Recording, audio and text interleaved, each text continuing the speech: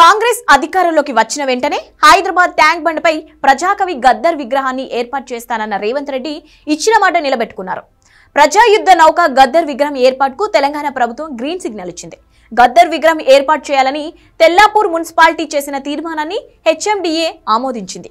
విగ్రహ ఏర్పాటుకు అవసరమైన స్థలాన్ని కేటాయిస్తూ రేవంత్ సర్కార్ ఉత్తర్వులు జారీ చేసింది. గద్దర్ చనిపోయిన టైంలో రాజకీయ పార్టీలు స్పందించిన తీరు అప్పట్లో చర్చకు దారితీశాయి.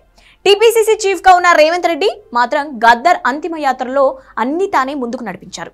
గద్దర్ మరణ వార్త తెలిసిన వెంటనే ఆసుపత్రికి చేరుకున్న రేవంత్ భౌతిక కాయాన్ని ఎల్బీ స్టేడియంకు తరలించడం దగ్గర నుంచి అంతిమ యాత్ర, అంత్యక్రియలు ఇలా అన్నిట్లో ముందుండి నిర్వహించారు. ప్రభుత్వ లాంఛనాలతో గద్దర్ అంత్యక్రియలు జరిగినప్పటికీ అక్కడ అన్ని చూసుకుంది మాత్రం రేవంత్ రెడ్డి.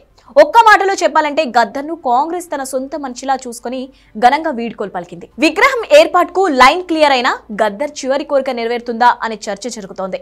గద్దర్ తన కొడుకు సూర్యను రాజకీయాలు తీసుకురావాలని ఎంతో ప్రయత్నించారు. కుమారుడితో పాటు ఢిల్లీ వెళ్లి కాంగ్రెస్ పెద్దలను కలిసి ఆ పార్టీ కండువ కప్పుకున్నారు. కొత్త పార్టీ పెట్టాలన్న ఆలోచనను కూడా పక్కన పెట్టి చివరి వరకు కాంగ్రెస్ పార్టీతో మంచి సంబంధాలు కొనసాగించారు. అయితే కుమారుడిని రాజకీయాల్లో ఉన్నత స్థాయిలో చూడాలన్న కోరిక తీరకుండానే గద్దర్ ప్రాణాలు వదిలారు. ఆయన కోరికను నెరవేర్చేందుకు కాంగ్రెస్ పార్టీ ముందుకు వచ్చింది. గద్దర్ కుటుంబానికి ఎన్నికల్లో పోటీ చేసే అవకాశం ఇస్తామని కాంగ్రెస్ ప్రకటించింది. కుమారుడికి బదులుగా గద్దర్ కుమార్తె వెన్నెలకు గత ఎన్నికల్లో హైదరాబాద్ కంటోన్మెంట్ టికెట్ను కాంగ్రెస్ కేటాయించింది.